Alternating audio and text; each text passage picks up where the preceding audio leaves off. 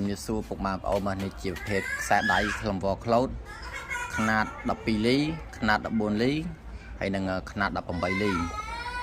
ខ្សែដៃនេះរបស់ពុកមាននៅខាងបាត់ដំបង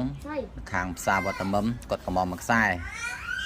នេះសគួរជូនមកគ្រាប់ការពារចង្អៀតដៃទៅគាត់ដាក់ថែមគាត់ទៅហើយគាត់ចង់បានខ្សែយឺតនេះម្ដុំដែរຂະຫນាត1លីហើយនៅ14លីនៅ18លីនេះបងប្អូនណាដែលចង់បានខ្ញុំត្រៀមមកគ្រាប់សម្រាប់សកួរដៃបងប្អូននៅថាគីឡូធ្ងន់ហ្នឹងណាចាំគីឡូ7គីឡូ8ក៏ពាក់បានដែរនេះអត់ទាស់ខុសទេបើថាគីឡូ65 66ត្រូវតែមកមិនបាច់ចាំថែមទេបាទតែធ្វើហើយថ្មីផ្ញើទៅហើយហើយនេះប្រភេទ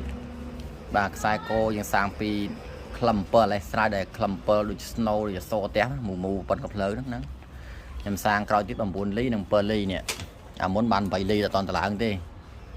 ចាំមើលខ្ញុំមកពីការពីចេះវិញហើយជាងក៏ដាក់ធ្វើឡតបាបតោងឡតហ្នឹងពីថ្មហ្នឹង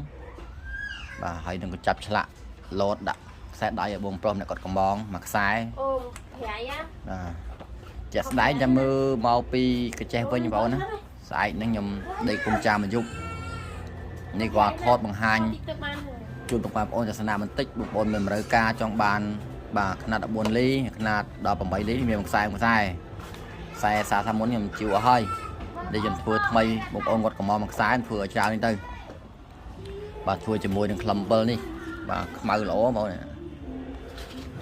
អរគុណចាំបងប្អូនបង្ហាញប៉ុណ្ណឹងបងប្អូនមានចំណាប់អារម្មណ៍ចង់បានខ្សែដៃវ៉ក្លូតបាទក៏ដូចជាខ្សែកោបាទនិយាយទៅខ្សែកោមិនតន់តឡើងខ្ញុំតន់និយាយទៅវ៉ក្លូតមុនចុះបាទចង់បានវ៉ក្លូតនេះចាំតាក់ទងមកអរគុណសូមជម្រាបលា